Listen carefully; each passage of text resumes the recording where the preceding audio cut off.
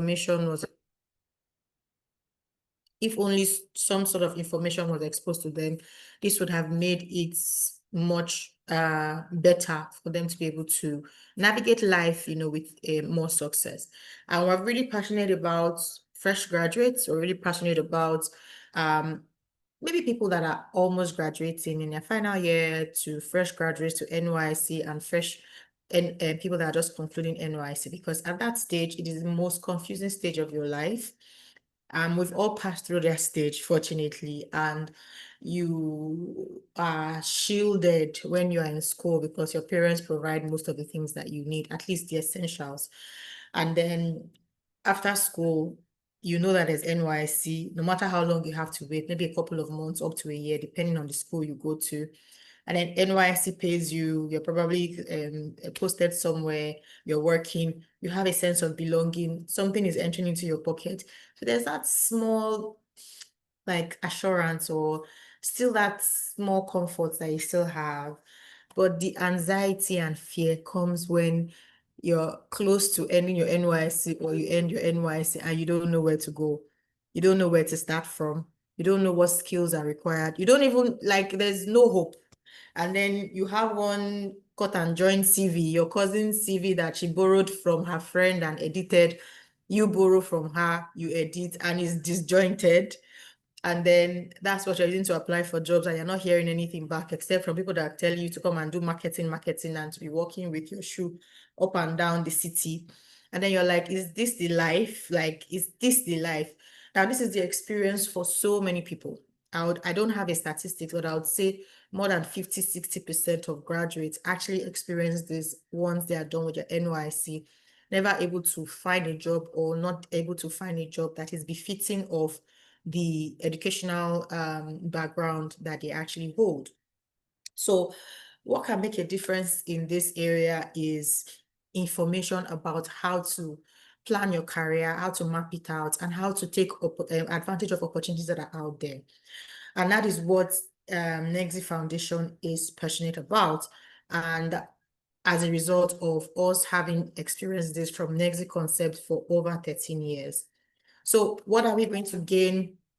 I don't know if I introduced myself. My name is Roslyn Guduba, and I am the General Manager of NYSC Concept Limited.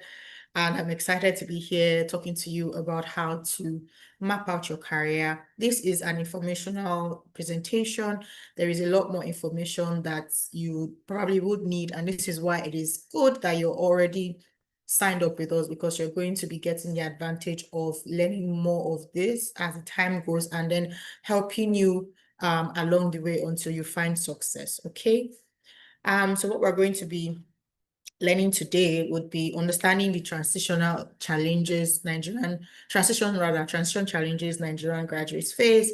And when I say transition here, we're talking about transition from being a graduate in the university or a polytechnic and transitioning into the workforce. That is a stage that, okay, I'll use a country like the UK, or maybe a country like Germany. There is an agency called the Employment Agency, right?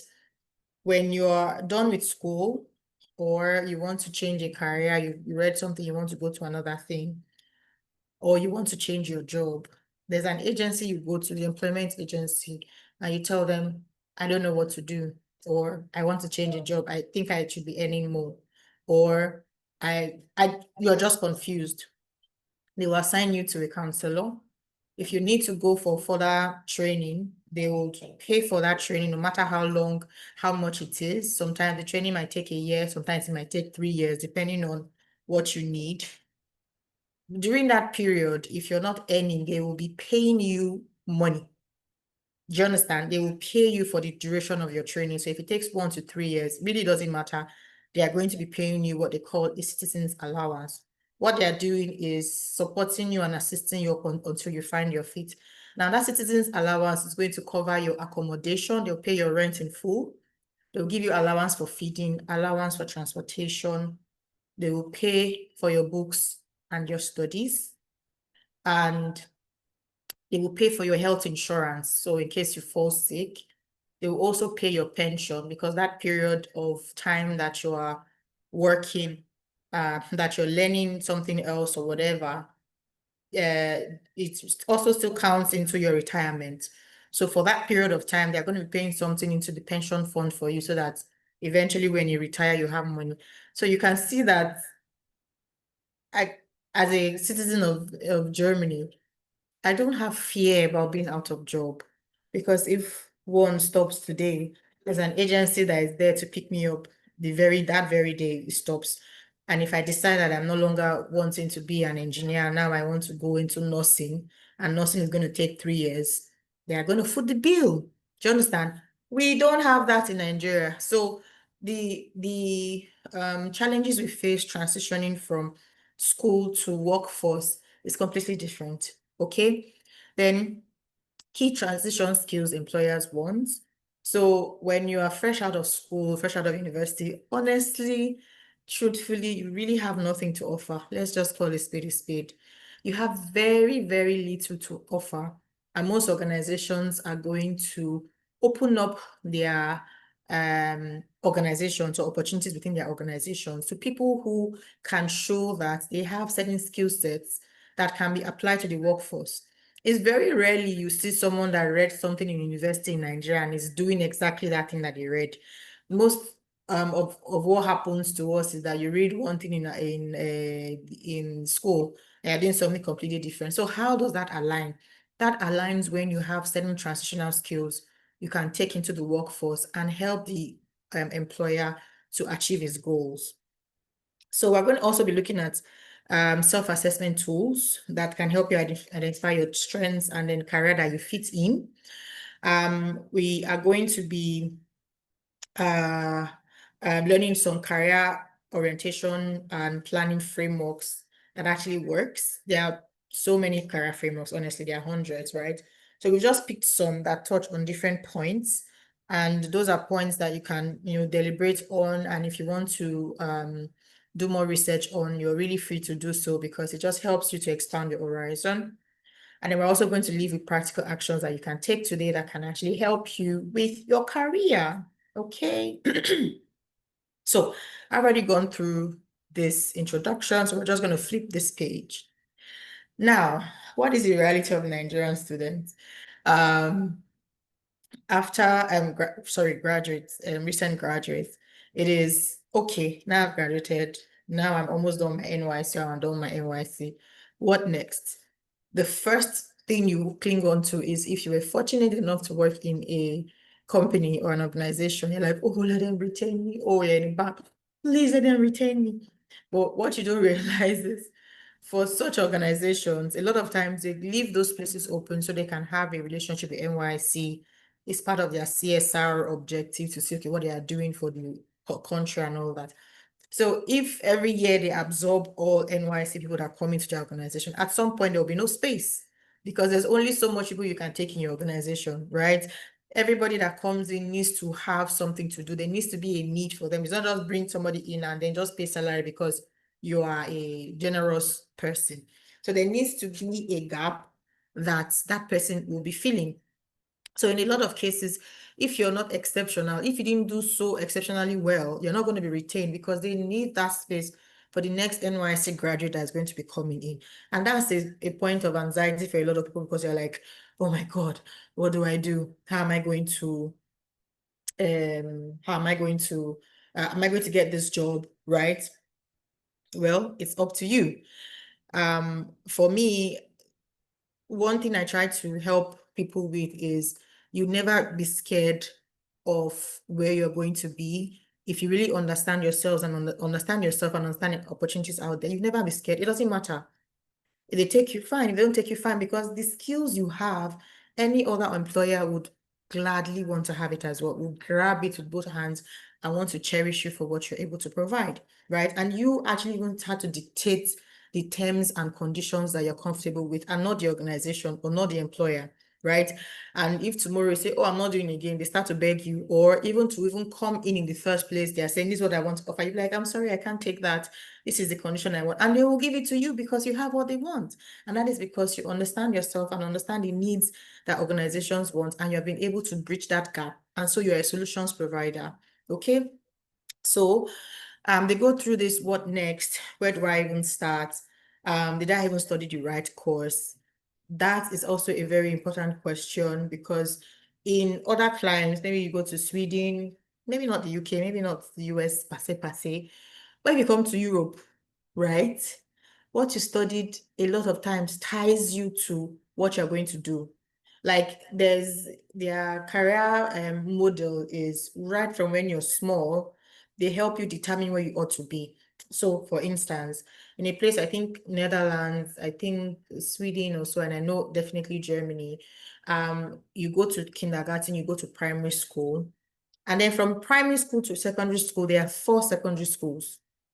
So your results or your interest will determine the secondary school you're going to go to.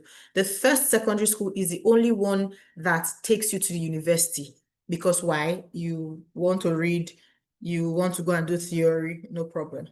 But you see the second, third, and fourth, those prepare you for real work. Second, you're doing practical work as you are schooling and you're learning theory. The third one, you are doing more practical, less theory. And then the last one, you're doing only practical. So as you're finishing secondary school, you're already ready for the job market. Like you're already ready. You don't even need to go to university. If you want to go to university, you now have to, of course, there are other things you can do that can help you to now qualify to go to the university. So you see that they've already predetermined it from when you were a baby. Your teacher have already seen your interest. They've already done all these tests for you. They've already seen where you want to go to, and then they help you guide you toward that. So you don't have, you're not confused. And even if you now get to the end and say, okay, I'm confused, or I don't want this anymore, there's now an agency that can help you re-strategize and change. Do you understand?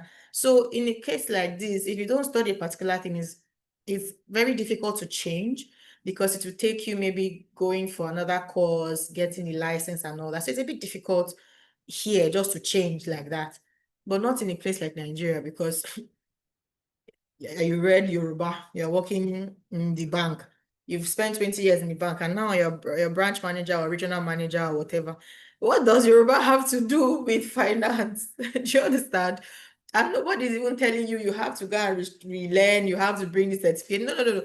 Your BSc is already enough. You read geography and you're working maybe with an NGO or something like that. So in a lot of cases, our course is not very it's not that like single determining factor, except it's for a professional course, like a doctor. Even a doctor can still work in a bank anyways, but those are courses that you must have read: law, medicine, maybe some type of engineering courses as well. But outside of those ones, most are free for all. That's why most times people are going to university. It doesn't matter, just enter. Enter and do what you have to do. Of course, it does matter in the long run, because it does help you prepare for the job market and for the career that you are most interested in. If you were exposed to this information I'm exposing you to today, right from secondary school, you're going to be making informed decisions from there. You're going to be reading the exact course that you need to prepare you for the world of work or for your future. And by the time you're done, you already have the knowledge, you've already acquired skill set, because right from when you were in school, all your holiday times will be spent interning, learning certain skills and all that. So as you're finishing, you are already prepared to take up a role in that particular career path, right? But unfortunately, this is not the case for a lot of people. And here I want to tell you that it really doesn't matter what course you did, because there are certain skill sets that you can still acquire that can help you jump and pass whatever hurdles your previous course that you have studied might have put in place for you. Okay, so I think I'm going to position it a bit better. Okay. So where's my presentation? Okay. So yeah, we're going to be talking about a couple of theories that are career theories that people use to find themselves. And these are things you can use for yourself as well. These are theories that in other clients have already been used on them when they go and see their career counselor in class, and all that. But okay, we're going to be learning it today. So we have picked 4 theories, right? And these 4 theories are taking into account 4 different aspects of things that influence our career decision making or our eventual outcome, right? Like I said, there are hundreds of theories. Some are just a bit slightly different from others. Under matching theory, there are like different varieties of matching theory. Developmental theory, there are like different varieties. Environmental, there are also like different varieties. So this is not a one size fits all. However, the idea around them or the idea about them is what we're going to be talking about today. And if you want to take advantage of this, you can definitely do so. I have a link here. Let me just do this. That I have. Let me, if I can remove this, this thing that is blocking my, aha. So there's a link here that gives you a lot of career tests that you can go to. So this is like kind of like a personality test, kind of like a matching test. You can go and take the test. How would you like to repair a dishwasher? I honestly have zero interest in this. Maybe someone is, maybe I'm in the middle, I don't care, but if I have to, why not? Another person might like, oh, this is my idea, like I want to be able to take things apart and fix it. Use precision machine to build custom metal parts. Ew, like what the hell? But another person wants to use a machine and be cutting metal and whatever. How do you like to analyze structure of molecules? This will be people that are more inclined with medicine. Ew, I don't want it. Do scientific experiments. Maybe I can watch a YouTube about some scientific experiment, but I don't want to do it. Sorry.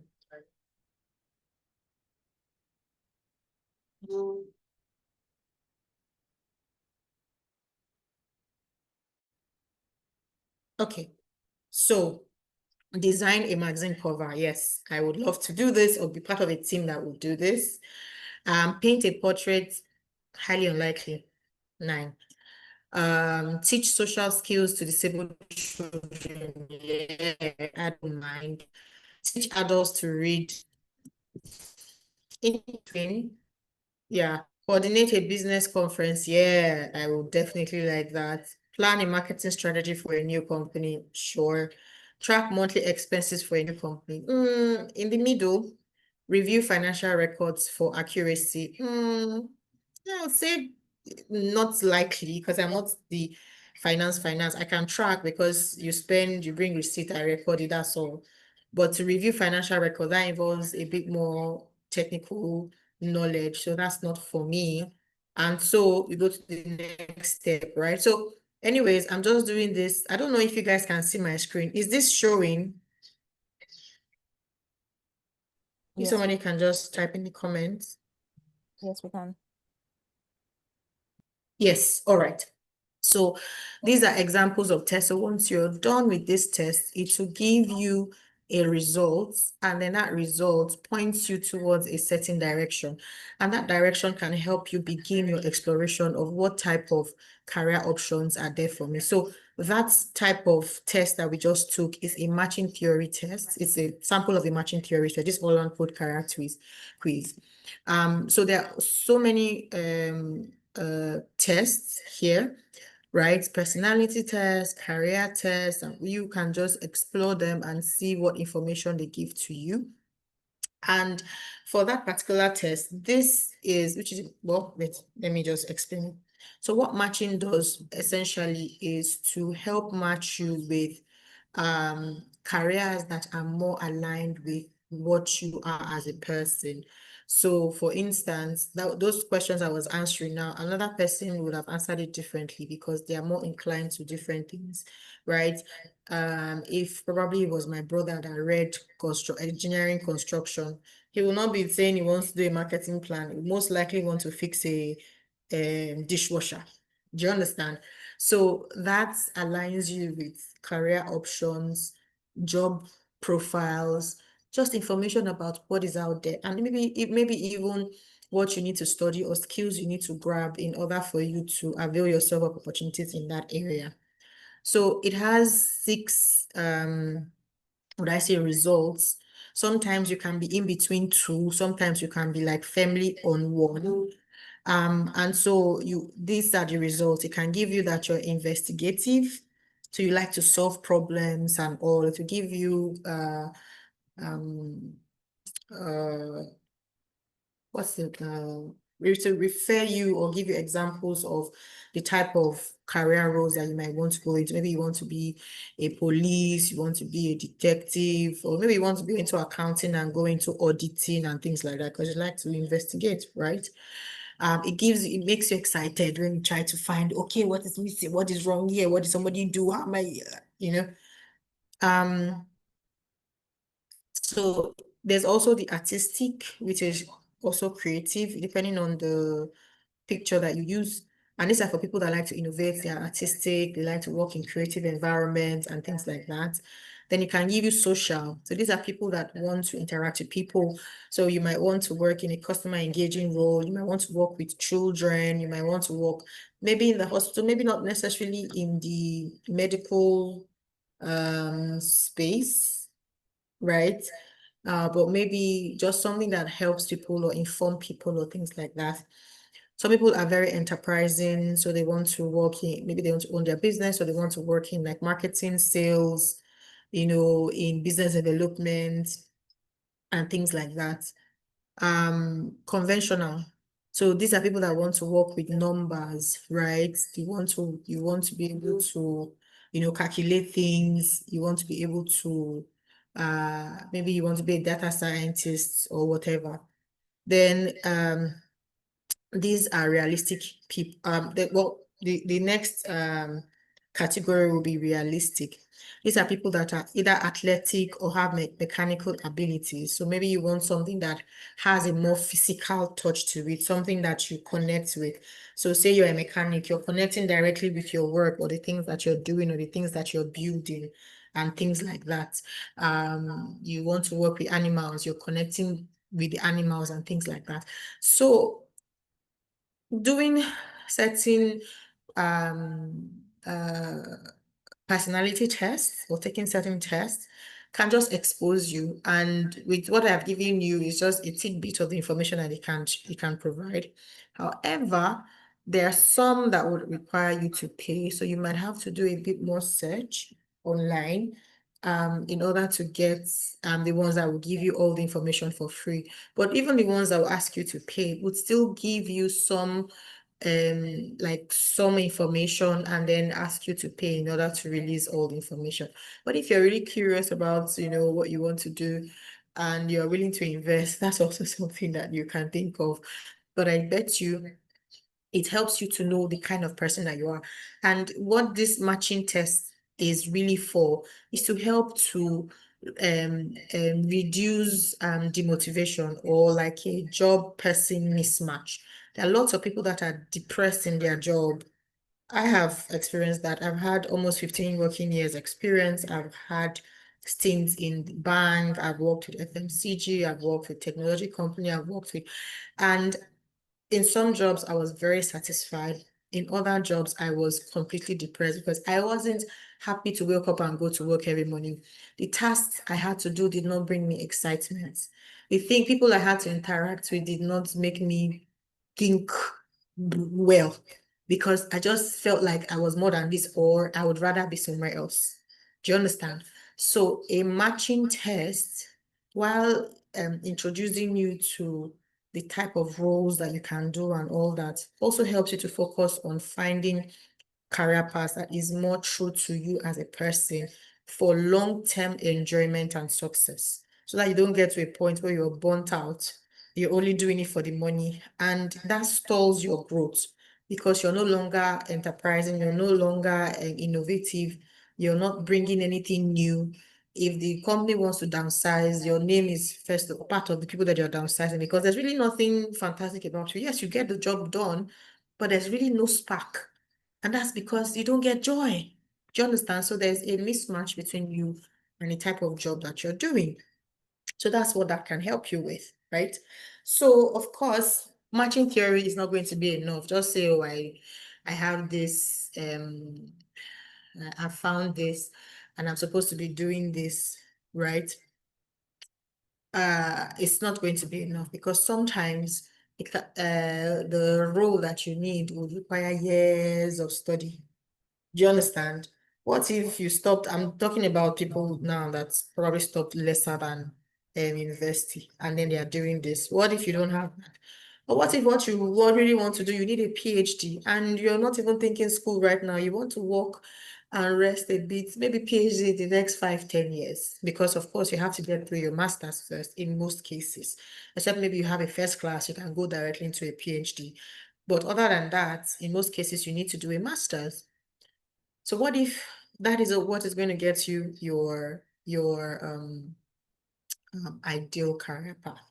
So there are other career theories that we're going to look at that helps you with that. So one of them is a developmental theory, right? So you're going to be developing in stages, and in a lot of times your interests are going to change. I tell you, I've had a long run when it comes to working, and over time my interest has changed drastically. There was a time I wanted to do this. There was a time I didn't even want a career. I wanted to open my own spa. Let me go a bit more into my personal life. And I took time off about a year because when I'm passionate about something, I'm passionate. I went to learn everything. I went to learn makeup. I learned to learn hair. I learned to learn massage, how to massage. Till today, I know how to massage professionally. I learned pedicure, manicure. I learned what else? I think that was it. Massage, pedicure, manicure, hair, and makeup, right? So I went to a school for that after I graduated. And I pursued a career in that aspect, got jobs, about working in 2 different spas at that time. And after that time, I was really good at my job because at that time, that was a long time ago, 2011, 2012, not now. Or like now, we have a lot of more educated people in that field. That field, we had a lot more people that were not educated. So people after secondary school went to these schools. And so they were more rudimentary in their application of these things, right? But because I had gone to university and because I had a higher knowledge, I poured myself more into it and I learned beyond what was taught. I went so in depth that when I was consulting with a client, it was completely different.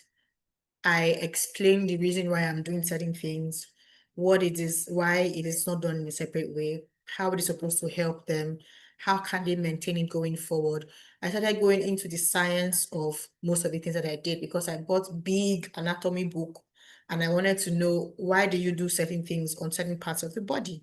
Do you understand? And so all of a sudden, I was like the preferred person.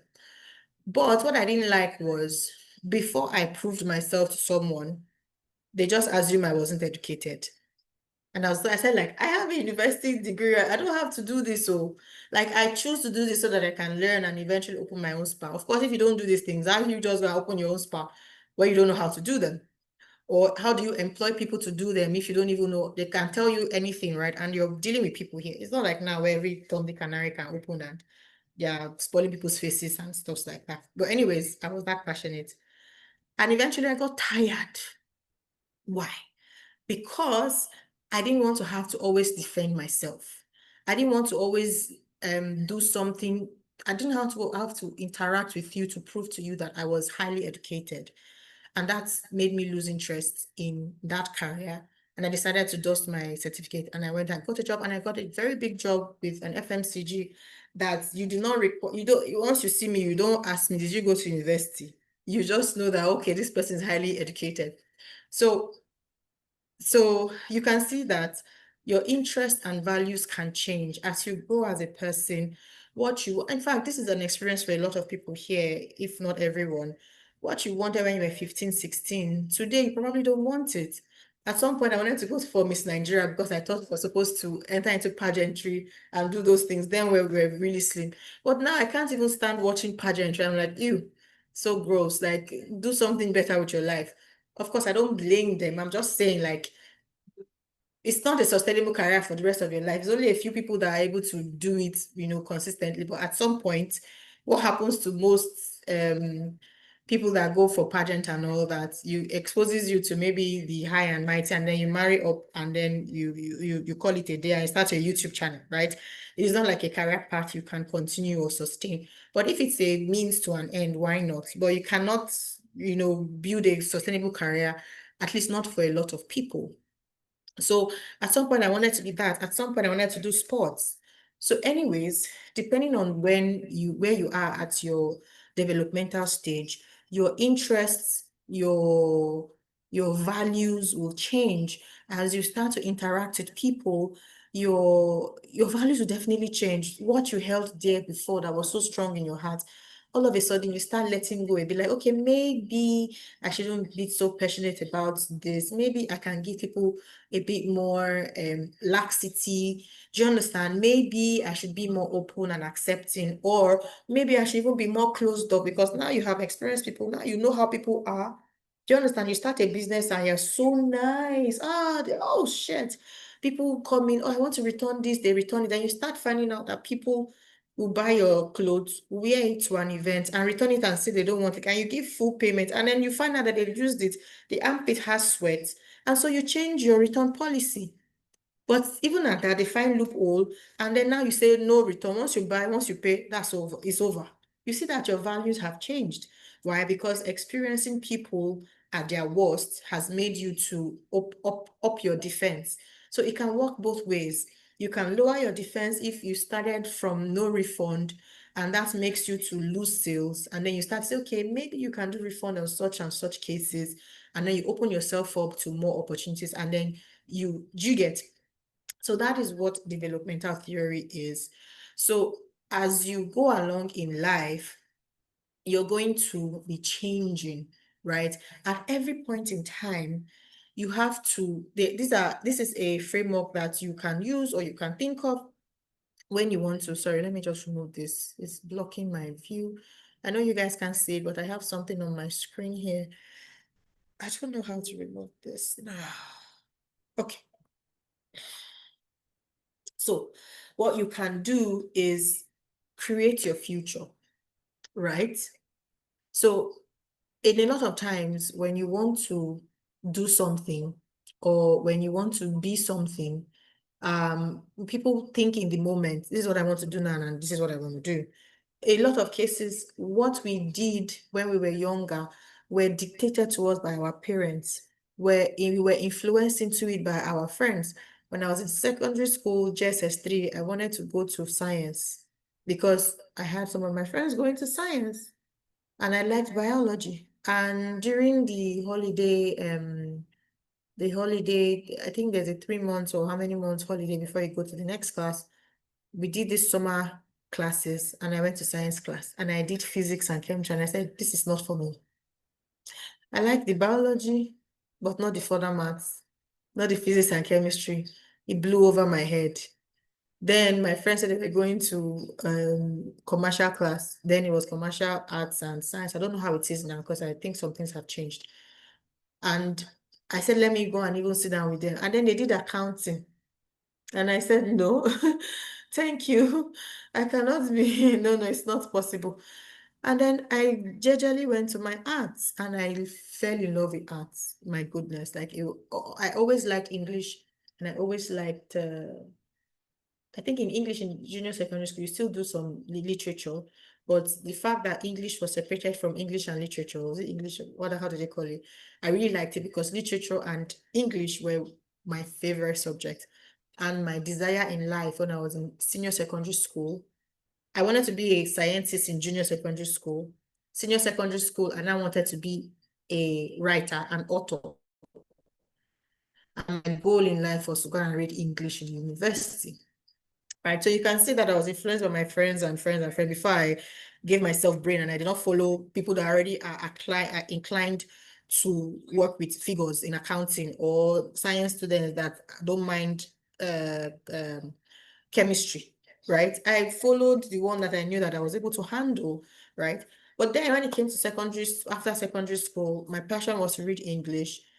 my sister did not understand why somebody would want to read English. Like what is a career prospect for someone that reads English? Like, look at Nigeria now. What exactly is a career prospect? If it's now and you have someone that wants to read English come to me for career advice, obviously it's a very fantastic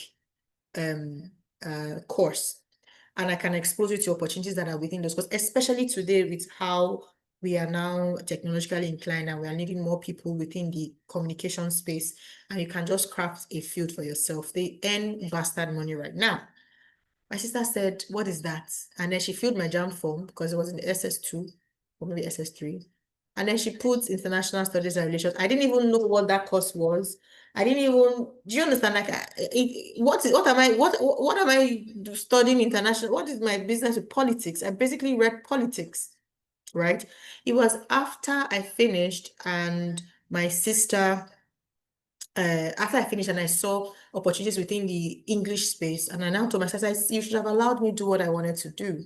Because now there are certain things I want to do. I do not have that prerequisite for. There is a level of training and exposure you need to be able to carry out certain things. I don't have that time or energy to go back and start learning. And so now I have to leave that opportunity.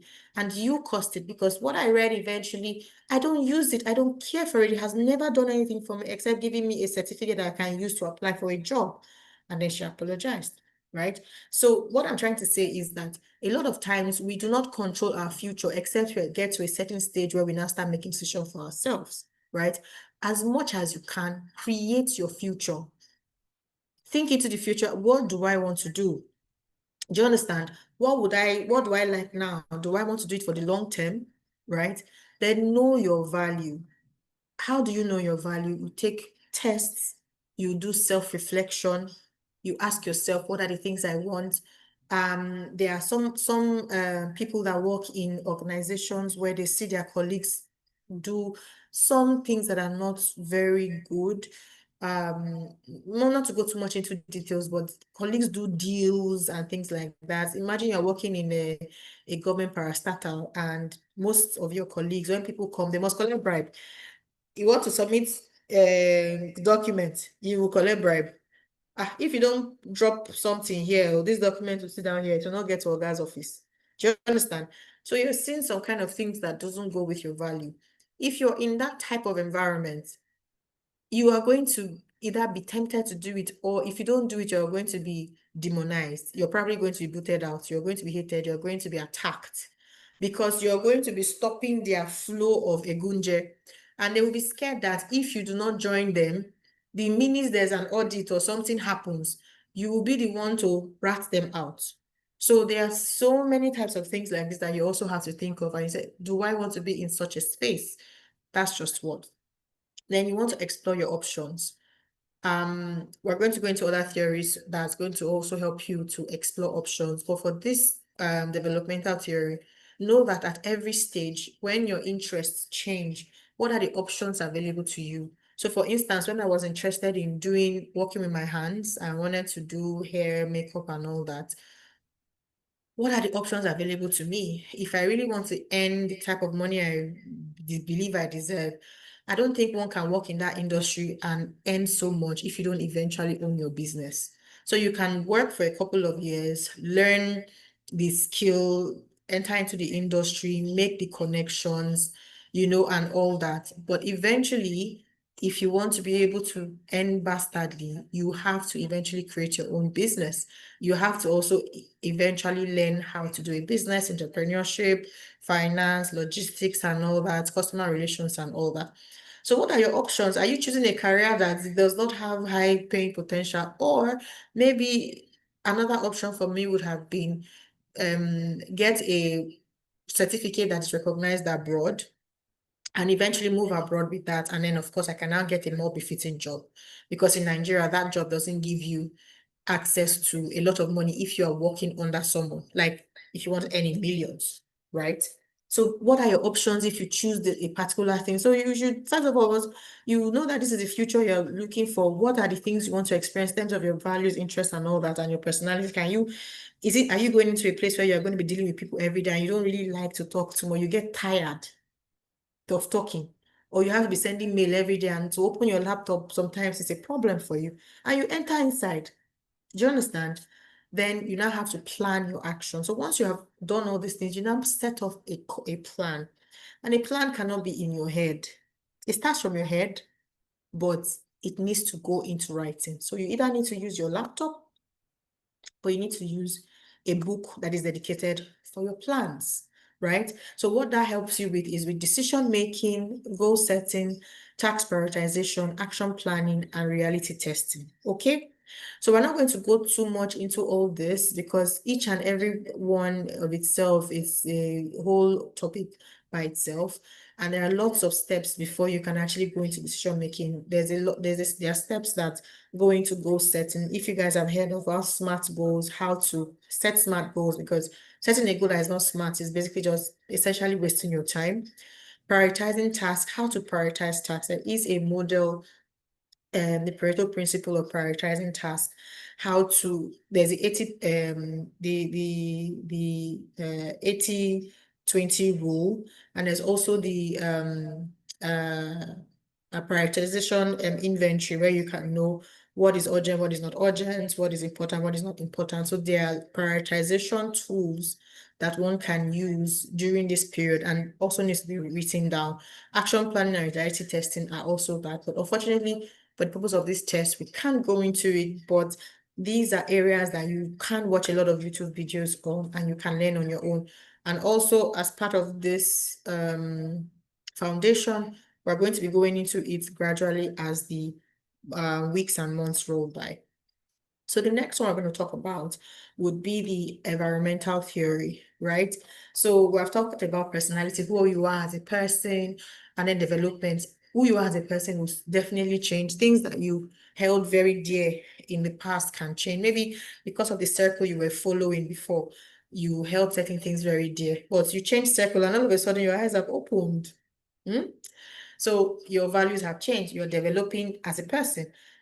Another factor that influences that is your environment, because the person that grew up, for instance, in Abuja, grew up where people are getting government contracts, or daddy works with government and everything. Everybody is working in parastatal. Everybody can, do what they want and all that. It's different from that grew up in Lagos, where everyone is working in bank, working in logistics, working in this, and everybody's fighting every morning to go to work. Your ideals are completely different. And that is just in terms of environment. Now we can also break environment into social strata. How your economic situation is. Someone that grew up in an environment where they have their own room, for instance, where they took vacation, where they went to private school. It's different from when another person that grew up in a Ajegunle sharing one room with 3 or 4 siblings and mother and father. They don't have kitchen, they cook outside, they share toilets with 5 or 10 neighbors. It's completely different. For the first person, your uncles and aunties that come around, when you travel to your cousin's place, you see their father is a doctor, their mom is a nurse or she's a secretary in a local government. Your own father works in an FMCG firm. Another one is an engineer, works in an oil and gas company. You already see professionals in your life, maybe not exposed to like government work and contracts, but you are exposed to professional life and you have all the support and then the education to follow that life. Then the other person, the only thing they know is their mom sells something outside, akara. Their dad is a danfo driver or a conductor. Do you understand? Everybody around them, maybe there's teenage pregnancy. When the boys get to a certain age, they join Agbero or whatever. It's not the same. So if I come to that person and I'm telling the person, do career inventory, then do personality test. What is personality test? When you're seeing with your eyes the things that are there, do you understand? So environment also influences career outcomes. And when you're opportune to be in a good environment, it is highly likely that your outcome will be better. Of course, there are exceptions to this rule. But when you're you're in an environment that is not so, there's not so much opportunity. Sometimes you cannot see how to get out of there. Now, also, environment can also be what is the opportunities within that area. So, for instance, if you grew up in a place where they have a lot of manufacturing plants And most of the people that work there work, in the mines and all that. Those are the only things that you're going to know, and those are the things that you're going to be aware of, right? Versus another person who grew up in a fishing village, or another person who grew up in a farming community. You know everything about farming. Your whole reality is towards farming. Do you understand? So you are most likely to enter into some sort of farming activity because of your environment. But that does not have to limit you when you avail yourself of the opportunities in exploring the different career options that are available to you. But it is good that you recognize that environments can either be limiting or they can actually help you get to your potentials faster. So that is the how will I say, the thought process when it comes to thinking about environment, right? Okay. So cognitive and process theory, like the name suggests, is about the cognitive process, what goes on within your brain, right? We've talked about matching, which is matching you with things that you're naturally inclined to. Developmental, at every time or every stage in your life, things can change. Your environment is determinant of what you're going to feel is possible. So if you're going to be locking yourself into the opportunity is only going to be in Nigeria, you're going to be looking at Nigeria. But if you say, no, I want to work in the US one day, I want to work there, then you're expanding yourself. So you're not limiting yourself to your immediate environment. You're looking at all the opportunities globally. Do you understand? So cognitive process is actually doing more when it comes to how your brain works, slightly similar to your developmental, but developmental is over time. Do you understand? And the process of changing your views, changing your interests, changing things like that, change over time. Like for me, I used to love to read novels. Oh my goodness, I always had a novel on my hand. Romantic, historical, it has to be historical romantic novels. I could read other genres, but mostly historical romance. I loved that. But slowly but surely, I graduated from book to phone, started downloading them on phone when I was in university and all that. And then just gradually, I can't, if you ask me now to take a big book, then if I carry a book like this, it's in fact, the bigger the book, the happier I become, because it means that I have time, right? Because I can read through a book 2, 3 days, you're already done, and oh my goodness, it's so interesting. So, but today, I can't remember the last time I read a novel. I can't.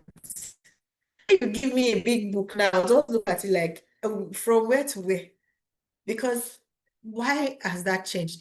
I loved historical romance. I was in secondary school loving it. University, idealistic. Then when you grow up, you're working, you're looking for money, you think is historical romance where one prince loved the princess or loved the maiden girl, and then the father didn't want her to marry. And you think that that's what I'm looking for in life right now when I'm looking for money? Like, we're not aligned anymore. Like, I don't care. Do you understand? But that process took a long time, right? But that time that it was taking, that is a cognitive process, something that is happening in your head at that moment. So developmental, it's a process. Cognitive is more of an instant, what is happening in your head at that time. So as at the point you are making a decision, or at the point you want to do something, sometimes you need to go look at what is in your head. So if you need to make a decision, but you're still in the middle of that developmental phase, what you used to like today is here. Tomorrow, maybe in the next 10 days, you won't like it. But you're on day 5, you're already in the middle. You still like it, but you don't like it. But you need to make a decision today. Do you understand? So now an opportunity has come for you to go and learn a course or go and do something, or you get a job and all that. But you're already finding out that that thing doesn't give you that excitement as before, right? Sometimes you need to now think about how to make a decision for the now, even when you have not finished that developmental stage. Okay? So this is how you think about my decision making. Think about the past, think about the future. If I'm thinking about a job role today, what I want to do, I always think about what time does it afford me for my family, for my kids, for my husband, for myself, for my hobbies. In the past, I made time for my reading. Now I don't have that anymore, but I've replaced it with other activities. So that has to factor in my decision making. Okay. How much time I need now depends on the activity. Knowing how I make my decision. So how do I come to my decision? Am I someone that likes to talk to other people? Do I have trusted people in my corner I can talk to? Do I talk to my mom? Am I someone that needs to deliberate about it for a while? Am I someone that likes to write about it? Am I someone that likes to research? Personally, I research. I depend on research for a whole lot of my life. Do you understand? I go in and I type and I read and I ask questions online. Hardly would I ask someone for advice personally. But if you have people that you trust their opinion, you trust their values aligned with what you aspire to be or what you are already, then all well and good, you can do that. If you're someone that likes to write, sometimes I also write, and then I come back to it days later and I'm like, what is this? What did I just write here? No, no, no, no, no, no. Or then it makes me deliberate again. So it depends. How do I, get to my decision-making process, right? Then you have to, of course, know yourself and know your options. You know yourself, who you are, what options are out there for me. So these are a lot of things that people need to go through or experience in order to arrive at that ideal specific career path that is right for them. And it's an opportunity that a lot of Nigerians, I would say majority of Nigerians, do not have because the information and the tools to help them get there are not exposed to them. So what we did here today, really, the reason I went a bit in depth into this is just to expose you to the reality that you don't have to make this journey yourself. You don't have to go on this journey yourself. There are people that have dedicated their lives to releasing this information, doing research, creating theories, putting it out there for you to take and use. Do you understand? It is out there, right? Take it, use it, and let it help you to arrive at that space where you can be in a career that you can enjoy for the rest of your life. Okay, and aligns with your value. So this leads us into the next topic, which is to shift your mindset. While being in this will I say career path for myself that happens to counsel people from time to time, one of the things I realized is that many of our Nigerians have the victim mentality, which is not unfounded. I also had the victim mentality because you just feel like Nigeria is out to get you. Everything is stacked against you. There are a few people who, of course, are lucky because their parents or their environment has exposed them to those opportunities and they've closed it up to the rest of us. Do you understand? Except you're in leadership or you're close to leadership, you are not able to really experience what is experienceable. There's no word like that, but let me put it like that. And so when you've also seen people fall victim to different things around you, you just automatically assume that we're already a victim. There's no job or there's no work. My sister finished school 4 years before I even entered university. Till today, she doesn't have a job. She's just at home. My brother finished, is working one shitty job. My other friend finished, she did not work, she had to go and get married. Now she has 4 kids. Everyone around you is telling you the same thing. Oh, I tried. Oh, hey, oh, how many jobs did I not apply for? Hey, nothing. There are no jobs. But inside there are no jobs, there are still people getting jobs. Do you understand? So it might be true that when you look at the amount of people versus the amount of people needing jobs versus the amount of jobs that are available, it is true, right? But we're not at war. So it means that some form of economic activity is still running, which means that you're able to align yourself will be able to get a job. So it might suck for other people because statistics will statistics them, but it will not get to you. The system will not be against you. The Nigeria has no job will not be your option because in this same Nigeria has no job, there are people that are giving away offers. Like They'll be like, no, I got one offer. It doesn't suit me. I know the amount of interviews I have done with some people that we really liked, and they'll be like, is it hybrid? When we tell them, say, no, I want to work full-time remote. Because they have the option. They have 2, 3, 4, 5. They have the skill. They can determine how they want it. You either take it or you leave it.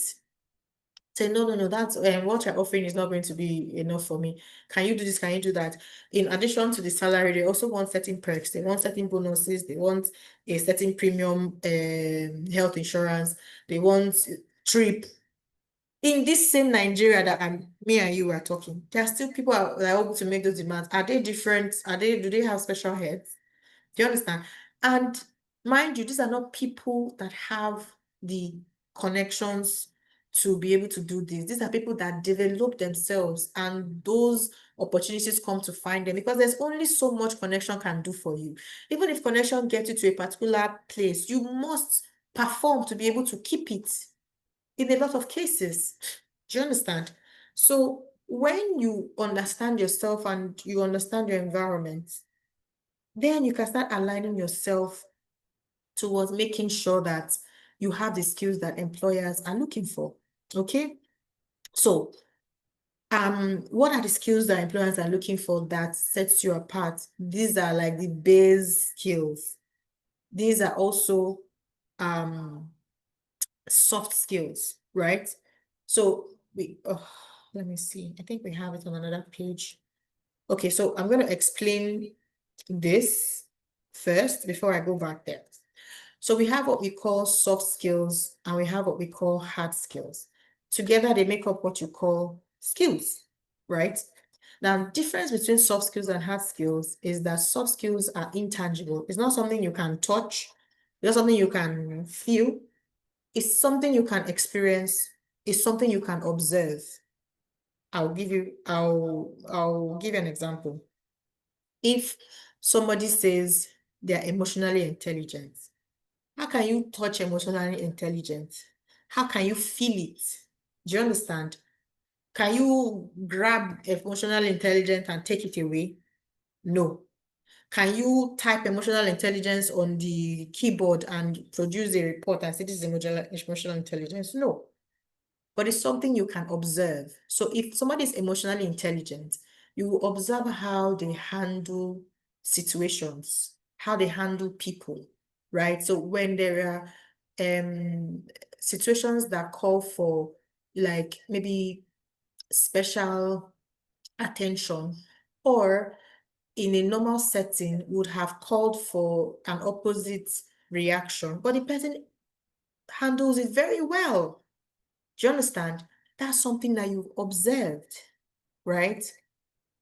Somebody that doesn't have time management skill, you can't touch it, but you will see it, you will notice it. Every day they come for meeting late. Meeting is by 12. Every other person is there 11:59, 11:58. And then the person comes in 11:02. First time, no problem. Second time, no problem. Third time, 11:05, no problem. Fourth, fifth time. Okay, so what's happening? Is there something wrong with you coming 5 minutes before the meeting starts? Oh, my internet. Oh, my laptop. Yes, those things can happen, but does it have to happen all the time? The person doesn't have good time management skills, right? Resolution and negotiation and conflict resolution. When you go to the market and you're negotiating, madam, sell this thing for 300. You know, okay, it's 600 last though. Can you touch it? No. But if someone goes and says, madam, this how much is 600? Oh, hey, yeah, won't you come down small? No, madam, oh God, that's the price. Say, okay, you pay. He doesn't have negotiation skills. But another person goes and said, madam, how much is the 600? Oh, but last week I bought it for 400. Wetin come happen? Hey, madam, everything don cost oh. Okay, see, what you're going to do is, me, I don't have that 600 for you, and I budgeted 400. So what are we going to do? Say, no, and then you go back and forth, and you end up buying it for 20.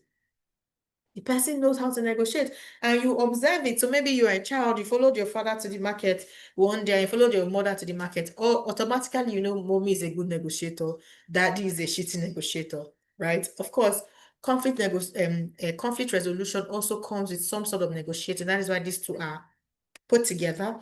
but in a sense, they are also different because you can negotiate without actually trying to resolve a conflict.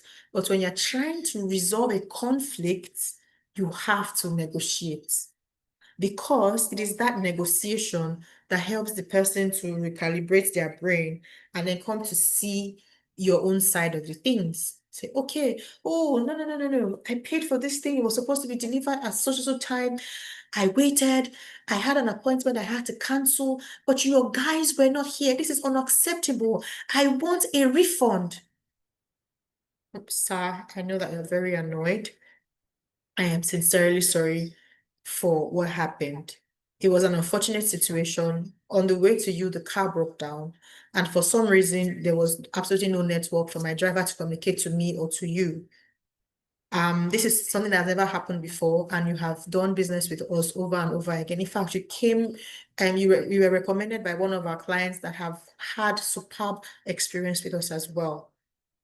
Can I implore to you that we find a resolution that does not involve you wanting a refund? Because these items have already been branded and customized specifically for you. Can we look for another time that works with you? Please, we will handle the maybe the logistics cost this time, and you do not have to pay us the 10% installation fee that you're supposed to pay us. We're very sorry for, yeah, trying to negotiate. Oh, no. And then you offer another thing. You're negotiating. That is a skill.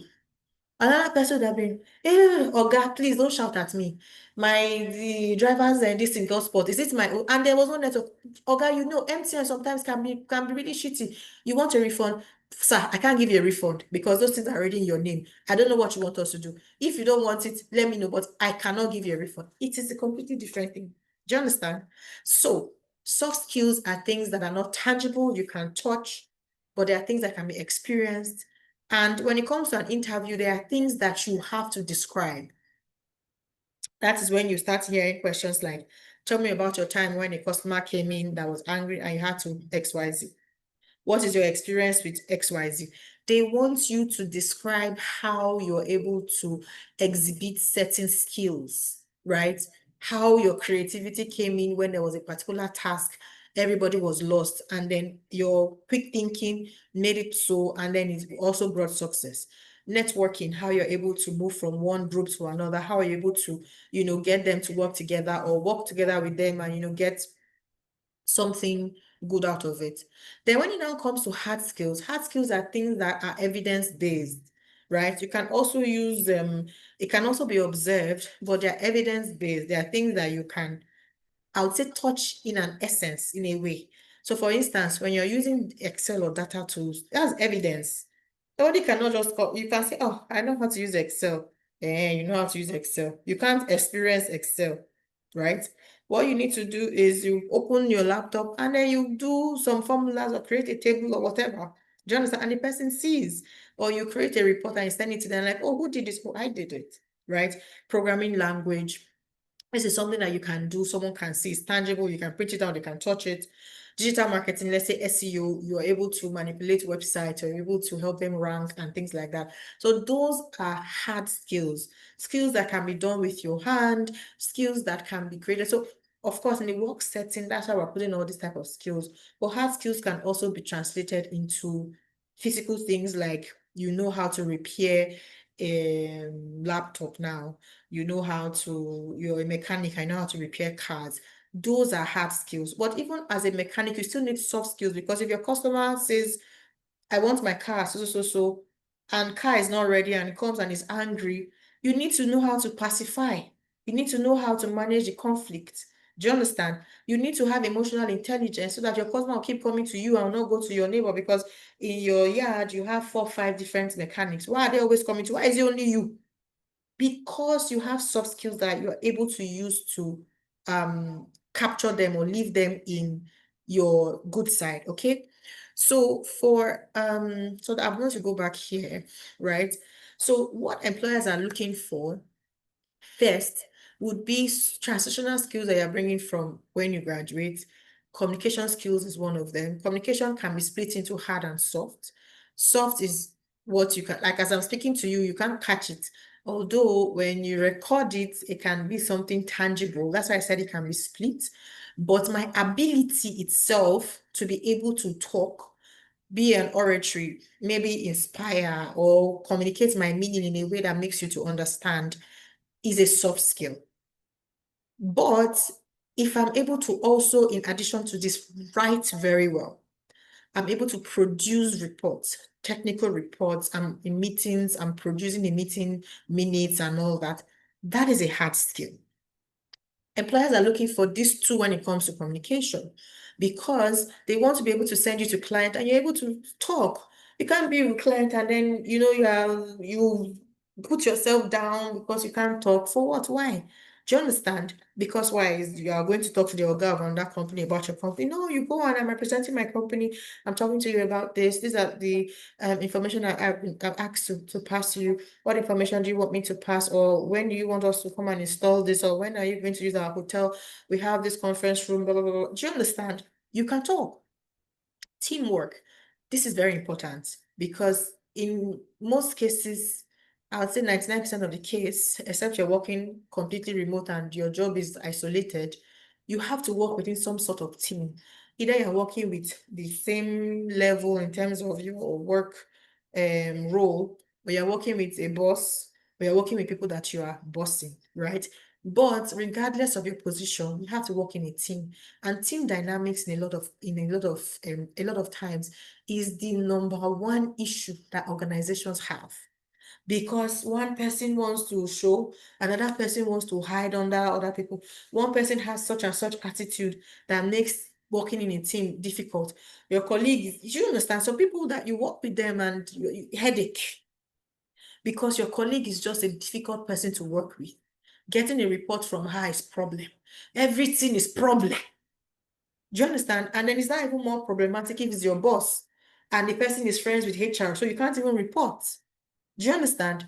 So, anyways, employers are looking for people that are able to work in a team. And for you to be able to work in a team, you have to be empathetic, you have to want to collaborate, you want to be somebody that also wants to contribute equally to the team success. You want to be somebody who also knows how to communicate very well, and you don't take things to heart because things will happen that probably might not go well with you. And of course, you want to use emotional intelligence to solve that. So some of these things can be tested. It is not something that is tangible. You can't catch teamwork. It can only be experienced. And once you have experienced it, when it comes to an interview, you have to know how to explain it to an employer so they know that you have this skill. Oh, I've been part of several groups in my church, in my previous place of work, in school. I organized such and such and such. We have a group of 10, what they call them, 10 is it leaders or 10 organizers. And my role specifically was this and this. What I contributed to the group was this and this. There was a time when a conflict arose in our group. This was what I did in order to resolve the conflict. And, you're able to talk about it. Problem solving. There's always going to be a problem in your house. Something happened. How did you solve it? Or did you just say, I beg, I let them kill themselves? It's not my business. Do you understand? Your younger brother took your elder sister's charger, and then he has charged his phone. He locked his room and went out. Other sister came from work. Her phone is dead. She has an important call. No charger. She uses iPhone. He uses Samsung. Not the same charger. And she's already screaming the house down. You call the brother, come, oh, sister wants a charger. He comes and then kata kata in the house. Everybody shouting, everybody saying, the brother said, please leave me alone. She'll be my last charger. You were the one that took it and you spoiled it. Why did it? And then the other like, don't ever. Yeah. What do you do? Do you understand? Of course, that's like a very big one. In the office setting, it doesn't really happen like this. But in a lot of cases, how are you able to help solve problems when they occur? What solutions do you provide? Do you just fold your hands? Do you part of the problem? You start supporting your sister and then you go attacking brother, or you're like, okay, please everybody calm down. Emmanuel, why did you do this? No, next time it is courtesy. It doesn't matter if she took your charger in the first place, but courtesy demands that you return it. At least she has not banned you from using her charger. But why would you take it and lock your room and leave? That it makes no sense. This Ada, please, I'm very sorry that this happened. Emmanuel has apologized. Next time he won't do that. This is a mistake. But mistakes have to happen for people to know their boundaries. Take this as an opportunity to let him know what his boundaries are, and tomorrow he will not repeat it again. You know, you have come in the middle, you have quelled their anger, and then like, okay, what do you want to eat? Let me cook Indomie. Will Indomie solve the problem? All right, I'll make Indomie for you. Oh yeah, please take your charger, go into your room. I'm bringing Indomie for you. You have solved the problem, right? But it's not really about, of course, the Indomie. It's the fact that you're able to quell them. You're able to look at the learning or the outcome of whatever thing that has happened. And you're like, okay, this is a key learning for you. So from henceforth, this is how you're going to address this. Henceforth, how you're going to address this. You're providing solutions. So problem solving is basically you being a solutions provider.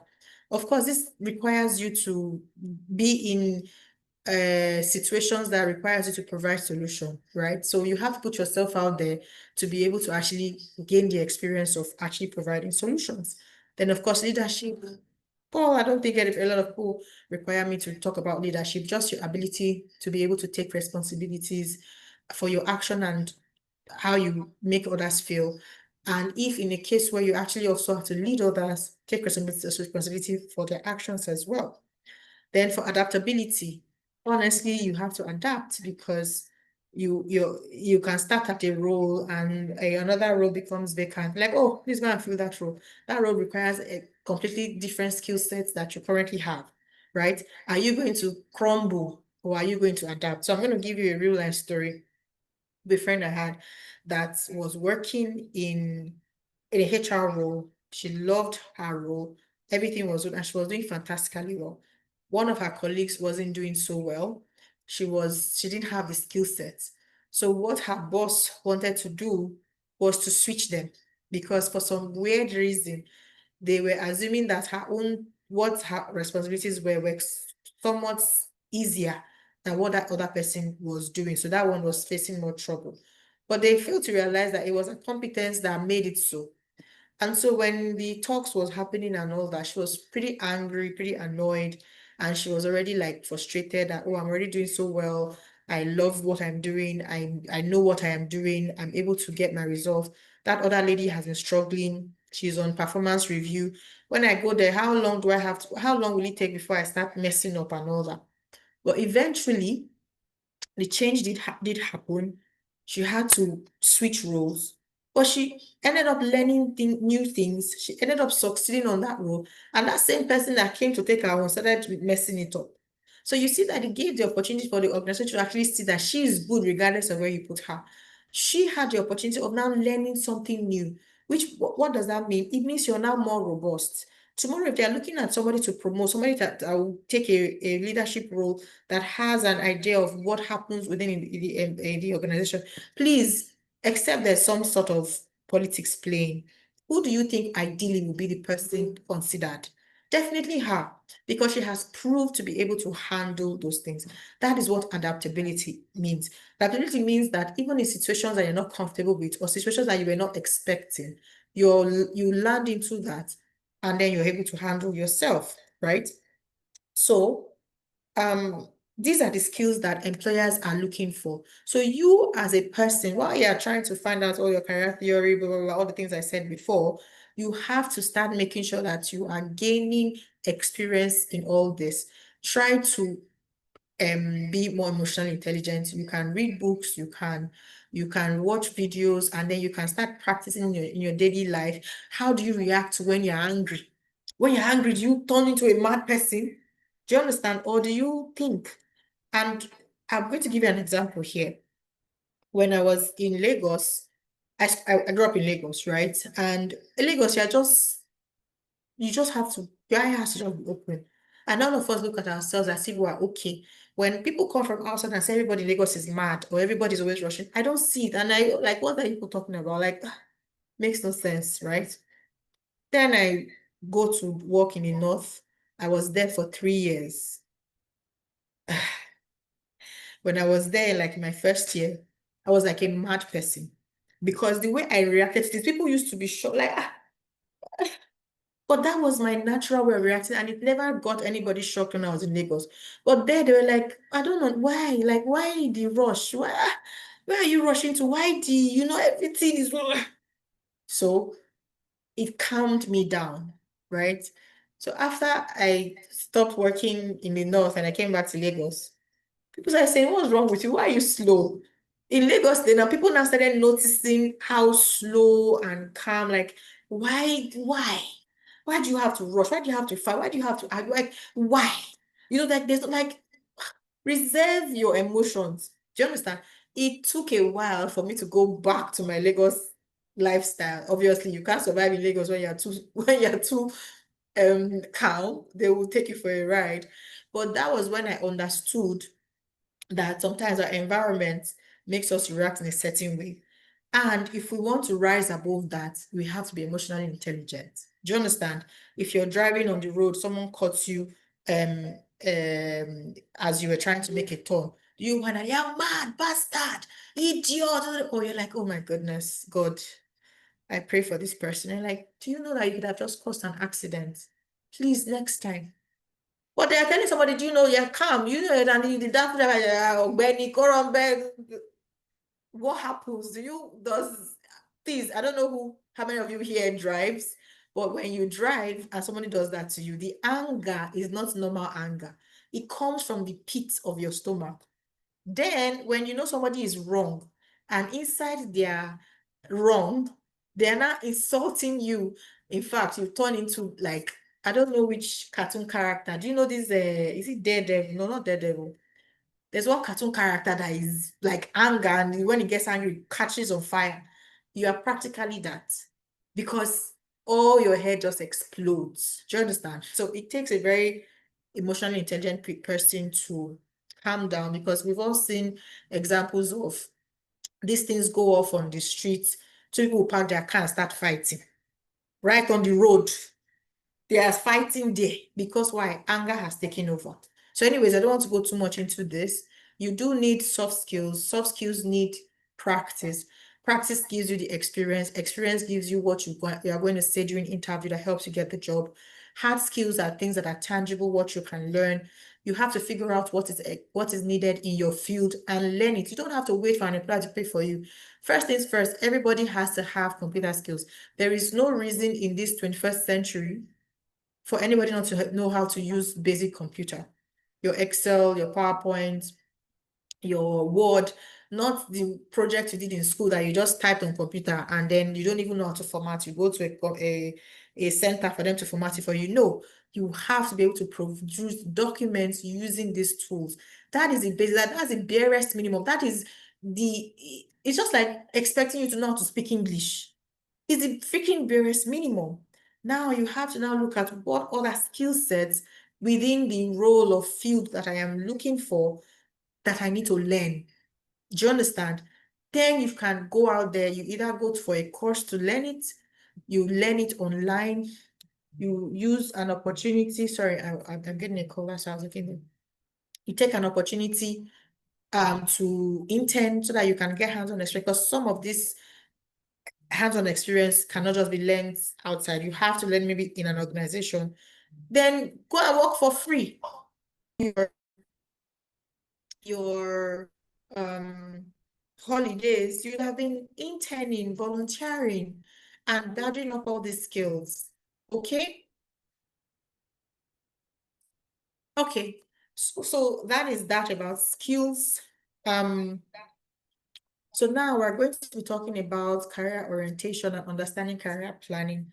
We have already talked about the types of assessment tools that you can use to figure yourself out, where you are, where you want to be, yada, yada, yada. Now, this is how you plan, right? Once you have figured all that out, you now know that I'm an investigative person. These are the type of roles I want or I can do. This is the degree that I have. These are the opportunities that I have. Then you now have to do a self-assessment. What currently are my strengths? What currently are my strengths? What currently is my weakness? What currently are my interests? You have to do this in order to understand where you stand. Then you explore what industries and roles exist. I can't count the amount of graduates that I know that I can be like, okay, what entry-level opportunities are there that you can do. You don't even know what entry-level opportunities are out there. You are applying for roles, you apply for jobs, and the job is calling for 5-year experience, 10-year experience. They are looking for manager, and you just finished NYSC and you're applying for manager. Manager that has managed for 3 years, which means the person probably would have worked 5 years before becoming manager. I don't know. Do you think when you come in, it's just to sit down and look? You don't even know how to use a computer. You don't even know what the industry is about, what the organization does. Then what are you managing? Do you understand? You can't do that because you're driving yourself to frustration. The more you apply, the more you're going to get rejected because you simply are not qualified. The more you're going to be frustrated and the more you're going to give up. So you need to explore the industries and roles that you are qualified for. Then you begin to create or you begin to learn the skills that would help you. So I'm going to show you something that I created this morning, right? And a sample. I don't know why it's not showing. So who is this that is calling me non-stop? Okay, so let's see. So what you can do is you will need to identify roles that you're probably qualified for. So an easy role probably be like customer service. You can duplicate this sheet. And then you want to write what are the job requirements for this particular role. What you need to do is go to any job board.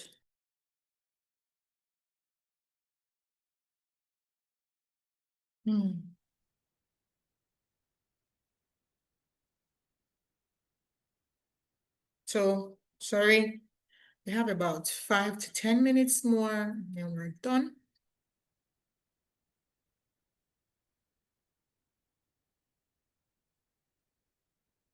Okay, so you have to do a self-assessment. All these tools we can send to you via email, and in our subsequent presentations, we can go more in-depth into it. So like I said at the beginning of this presentation, this is kind of like an introductory presentation that helps just to expose you to the tools that are available at your disposal and the things that you were not shown or given throughout your educational life. Your education was supposed to prepare you for your career, but they simply gave you education and never gave you the tools that will help you plan your career. So this is just exposing you to that and making you see that planning your career and getting yourself there is a process. And many people jump this process, and that's why today they are not able to achieve what they want to achieve. That is not going to happen to you because now you have this information and you can take action. So when you explore the roles that exist, okay, I was showing you a sheet. So what you can do is so I want to do a live demo. So let's look for customer service, right? This is hot Nigerian jobs. It's just, you can go to any job board. Customer. Okay. So you can open as many customer service roles that fit your experience level. So let's say you have 3 years in customer service related roles, right? If you're a fresh graduate, you want to look for fresh graduate roles or roles that require maybe like a year experience. If you can manage to use your NYSC experience or volunteering experience that you've had in the past to make up for that 1 to 2 years, fine. But anything more, you probably might be having issues because it wants to be somebody that has tangible experience that can be brought immediately to the job. So you come and then let's pick one. Oh, sorry, there's so much adverts. I don't want advert here. Okay. So we're fortunate to know this. So this is looking for just 1 to 3 years. So it's an entry-level role, which is good. So we need a BSc or HND. You can in business administration or related field, I think for me, I'll just put BSc HND. In most cases, your particular subject is not going to be a problem. 1 to 3 years experience. How do you get 1 to 3 years experience? You volunteer while you're looking for a job.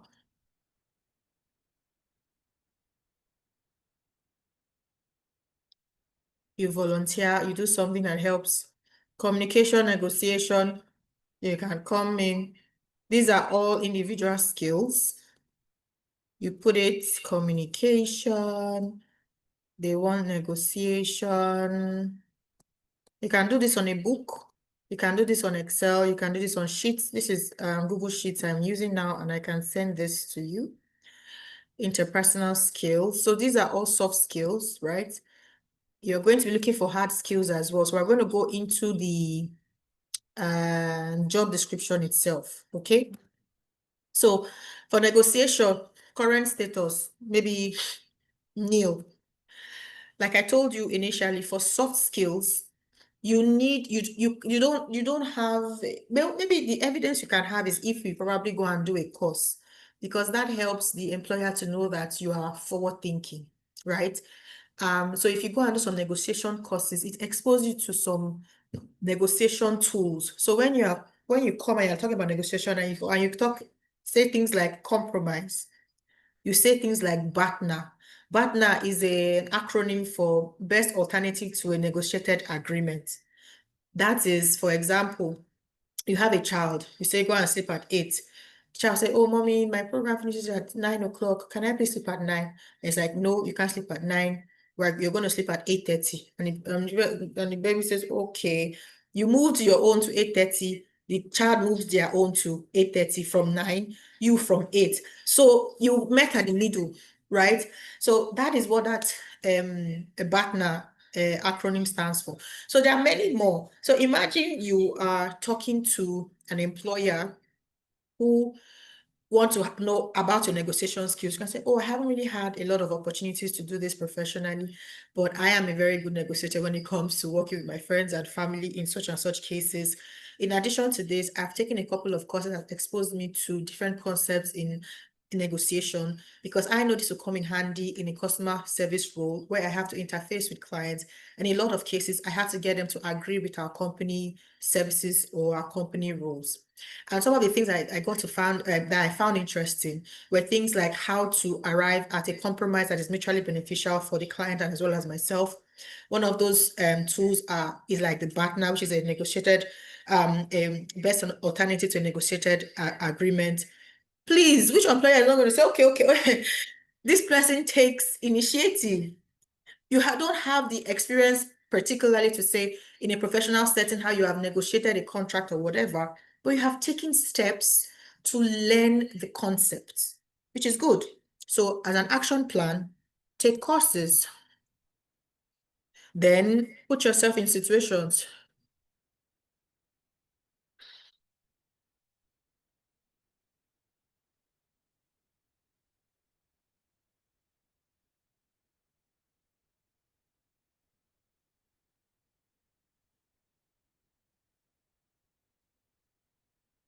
Okay, so when you say put yourself in situations that can give you the experience, what you're looking for here is to, once you've started learning, you maybe start going to the market more, you want to negotiate, you want to negotiate with your friends, you want to put yourself out there to get that experience.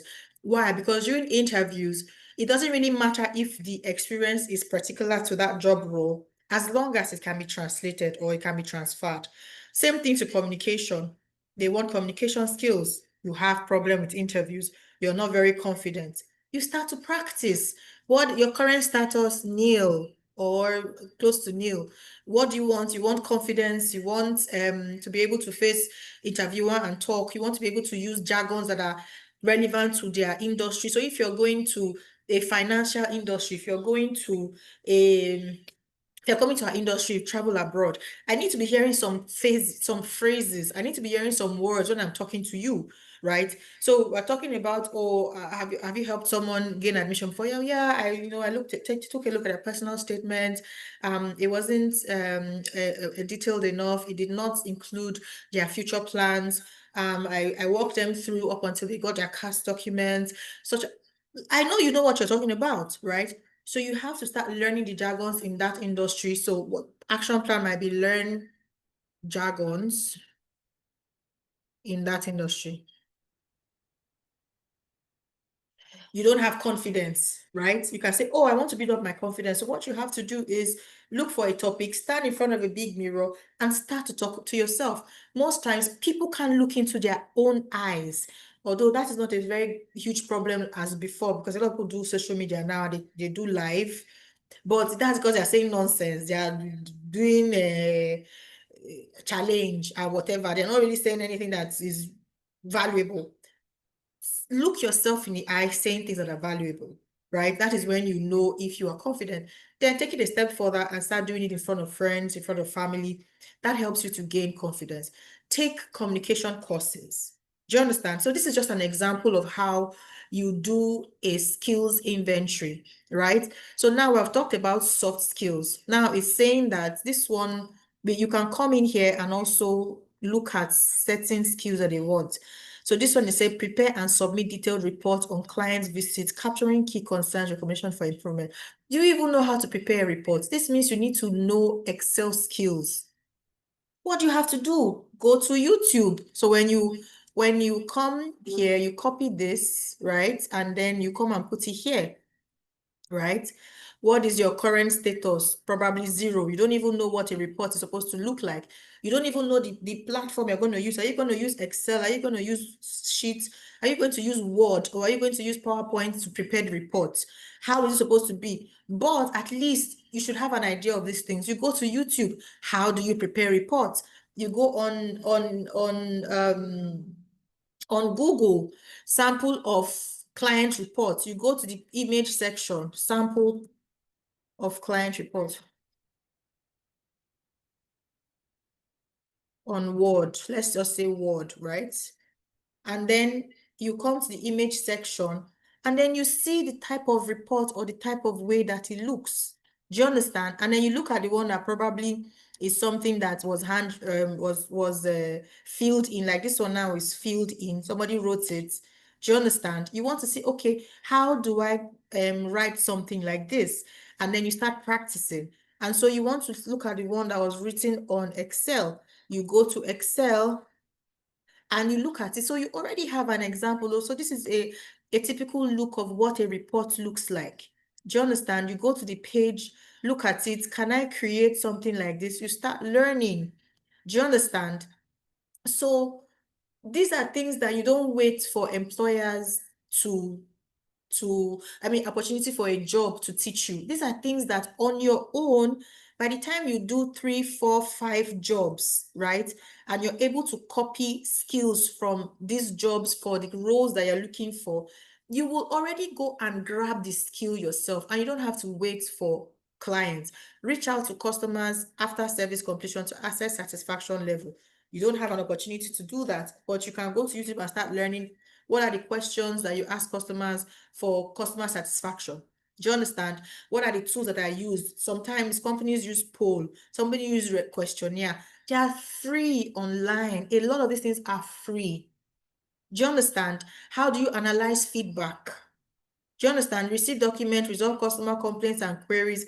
You want to know, okay, how do you resolve customer complaints and queries? You come to ChatGPT, give me the steps to resolve customer complaints and queries. You learn it. There's no way you go to a job interview with this type of information that you have done, prepared in such a way that you're going to be having problems with the interviews, because even where you're not able to show particular experience, you're able to show that you have taken the initiative to learn on your own and you have acquired the skills even outside of a traditional work setting. Do you understand? So that is what you can do during this stage. That's just an example for you guys. Then decision making, which how how to, of course, I've talked about decision making before, how to make a decision, how to set goals, how to prioritize and things like this. And then, of course, taking action. So I think we have about 2 slides more, and I want us to end pretty soon. We've actually taken a lot of time. And then how do you assess yourself? So these are certain guidelines that we have provided for you.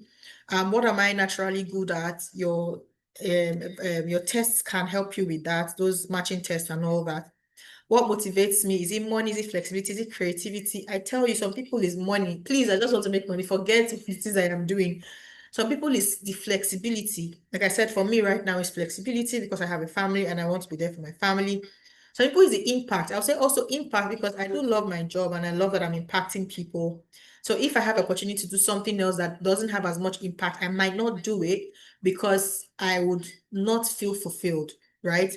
Some people is creativity. I'm not really so bothered about creativity. I'm not the most creative person. I don't want to do the most wild thing. People are saying, who did it? I don't care, right? But another person wants that. They want, oh my goodness, you did this. Oh, that's so beautiful. So what is it for you? In the beginning, a lot of times it is money. Let me just be truthful to fresh graduates. It will be money, but eventually, once the money comes, you want to have maybe flexibility, or you want to have more impact, or you want to have more creativity, like more, other things now start to come in. But if you have done those career theories that I talked about, you would have already found out beforehand. And so you can be in the right career that is not just money you're thinking of. That's why you see a lot of people that probably are in the UK do not think about career opportunities in the UK and get themselves prepared. They go there and they end up doing care and they're frustrated because the only thing they get out of it is money. There is no satisfaction. There's a lot of depression in that particular role. There's no flexibility because your time is no longer yours and you don't even see the impact of what you're doing. You're practically like a slave. Do you understand? But when you already know the gaps that the UK is having and you can align yourself, get the skills, get the certifications and all that, you go there, most likely you'll be able to get a proper job. I'm just using that as an example because we do deal in the travel industry. So these are some of the things that you can do, and it does not only limit you to Nigeria, it is cut across all over the world. Of course, this is where a SWOT analysis will come into play, but let me get there first.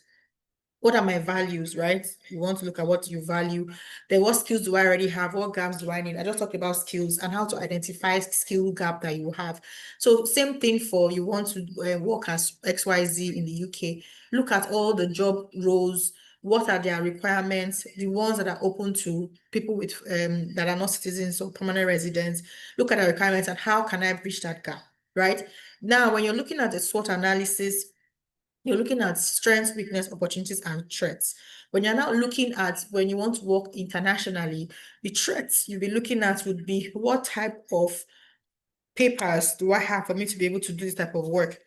As a Nigerian, you're even more limited because for some reason, a lot of countries, even if you're very good, will not be able to sponsor you, will not be able to give you a job. Even if they give you a job, they're not able to pay you because most of all these international payment systems don't want to pay Nigeria.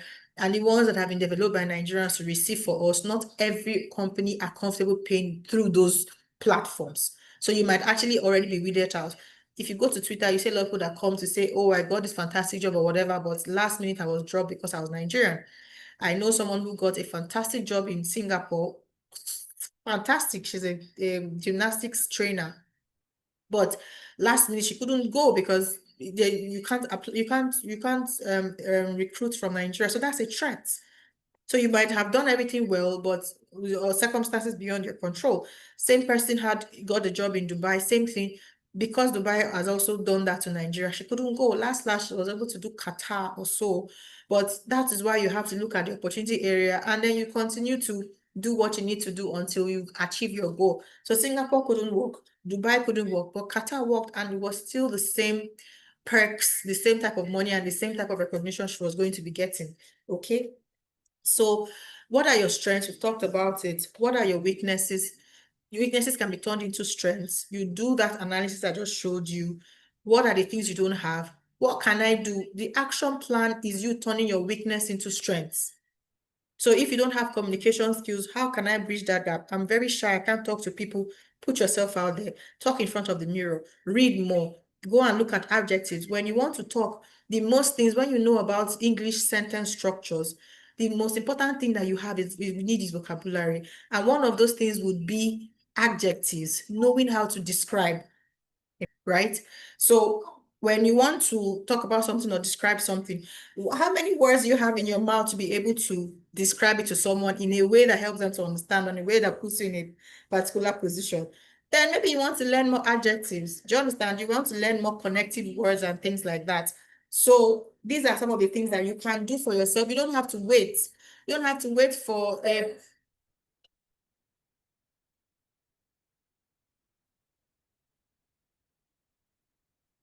you don't have to wait for a um miraculous thing to happen and just give you the English in your mouth. It can be learned, okay?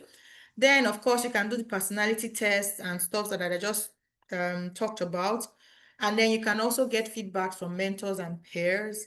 This can also help because sometimes you will see ourselves, there's what you call self-perception, and then there's also what you call how people see us. A lot of times there's a mismatch between how we see ourselves and how people see us because we know ourselves from the inside. And sometimes when we react to things or do things, we have our own reason, but that's not the way another person sees it. There are a lot of times I've done things and I had another intention, but the way another person took it was completely different. Like to me, it was like a dream. I'm like, but no, this wasn't like, honestly, I swear, if there's anything I can swear with right now, I will swear. This was not my intention, but the person has taken it in that other way. And likewise, it has happened with me and other people as well. They had other intentions that was completely different, but I read their actions as something else. And if, of course, one doesn't talk about it, you can continue to hold that opinion. But if you're opportunity to talk about it, and the opportunity to tell them, oh no, this wasn't it. No, no, no, no, no, this was what I meant, right?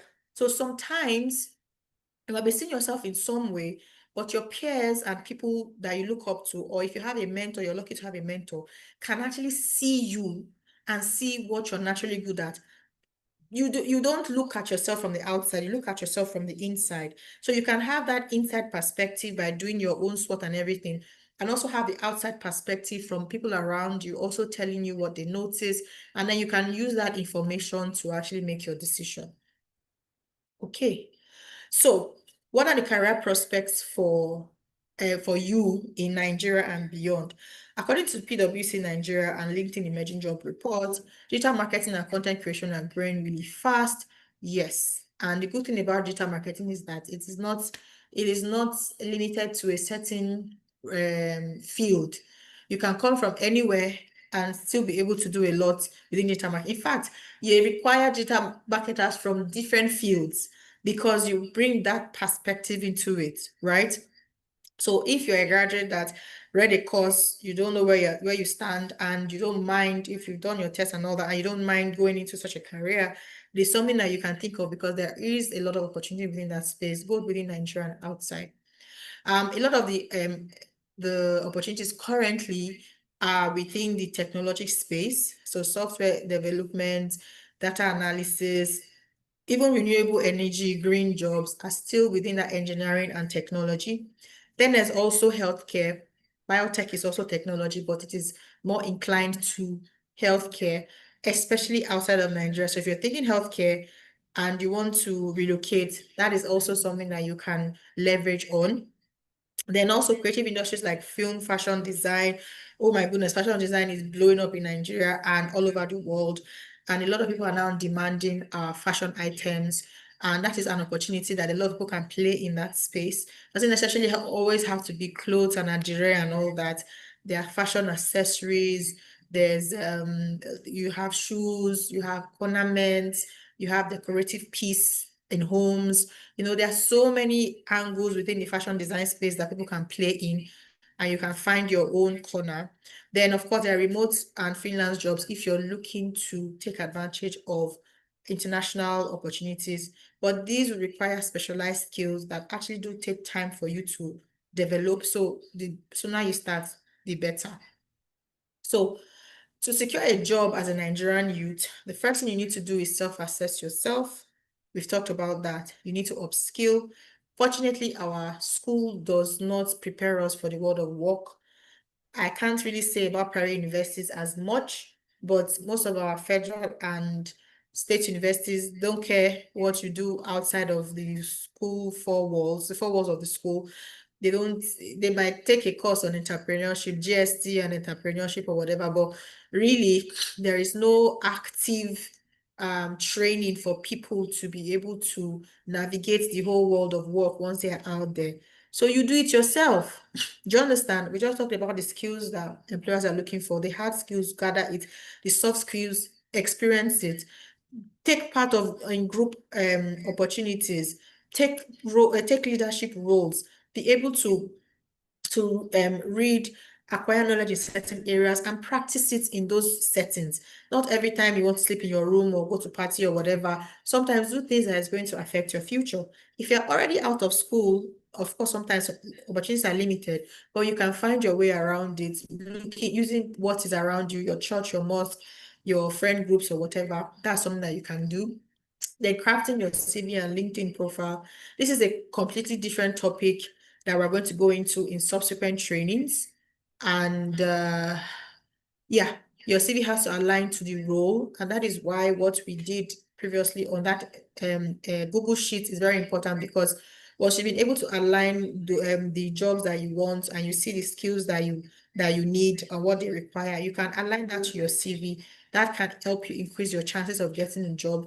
What you need to know is that you need to use one CV for one job type. So if you're looking at customer service role, have a customer service type of CV. If you're also inclined to administrative roles, because their skill set do align and the responsibilities do align in some areas, you can also still create a admin CV, a CV that is tailored towards admin, right?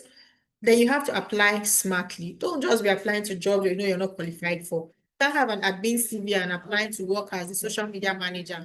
Like, where is the role? Where is the skill? Do you understand? If you want to do that, acquire the skills, create the CV tailored to that job, apply for that job within your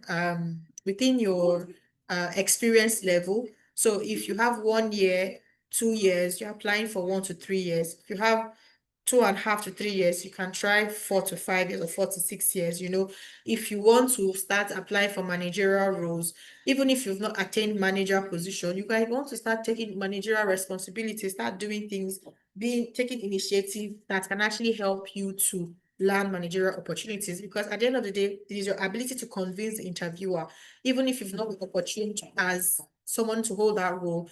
If you already have the skills and you are convincing enough, you will get the job. Okay. Network intentionally. 85% of jobs are actually filled through referrals. So don't be shy.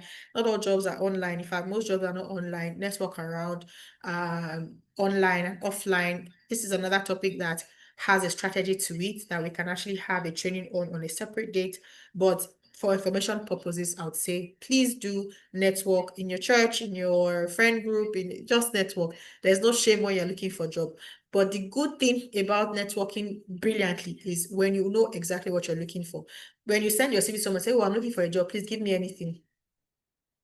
That makes no sense, right? Because, sorry, I have some people waiting. Let me just admit. That makes no sense, because what are you looking for? But when you send your CV to someone and tell them, oh, I'm looking for a social media marketing job. I have such and such and such skill, and I'm looking for a role in social media marketing. Then people know what you're looking for, and when they get to see those opportunities, they refer them to you. But when you just open blank statements, nobody can help you, because there's no open blank job. That's just an employee wanted, and no particular role. Okay. Then stay innovative, start small if needed, internship, volunteering, freelance. These are things that help you with experience. Not every time you're thinking you have to grab a big job at the beginning, but eventually, of course, you're going to get there. Stay innovative. Well, you can explore entrepreneurship and side hustle to actually meet other opportunities or other needs that you have. And you can also explore global opportunities. So, in conclusion, in this modern market, the people who thrive are not those with the best grades, but those who understand themselves, are self-aware, they explore opportunities, they build transitional skills, which I've talked about, skills that can be used. Sorry, guys. I have my son here. Okay. Make informed career decisions. I didn't talk about the dot model, so we're going to skip this. They drop the victim mentality. Forget about the Nigeria doesn't work mantra. When you know what you're doing, Nigeria will work for you. Or even if Nigeria doesn't work for you, in the global world is going to work for you. Learn from your failure. That is very important because you're going to fail a lot, but you're going to get more learning from your failure than not. You're going to invest in your self-development very aggressively, actually. And then you're going to build networks and find a mentor. But if it's possible for you to find a mentor, that is good, but most definitely build network or people that are like-minded and share your ideals, and then stay innovative and flexible. So you can hear that I'm actually rushing through this because I've actually taken a lot of time and I don't want us to continue to stay. So we have come to the end of our presentation. All right. So I want to assume that we've all gathered one or two things that we can use for our self-development. And to those who will be watching this, not on this live, this is going to be sent out to all who have actually registered for this program. If there are questions that you have after watching this, then shoot us an email and we will do so well to answer your questions.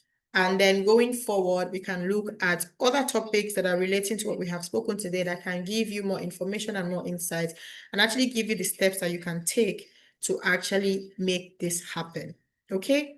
So thank you very much for attending. Thank you for your patience. We have come to the end of this presentation. I want to wish you a happy weekend and stay safe, guys. Please remember, NYSC Foundation is here for you. If there's anything that you want to ask, if there are questions that are bothering you, please shoot us an email or simply come to our DM on Instagram, on social media, and send us a DM, and we will have our representatives reach out to you. From me and my colleagues, I want to say goodbye and have an amazing weekend.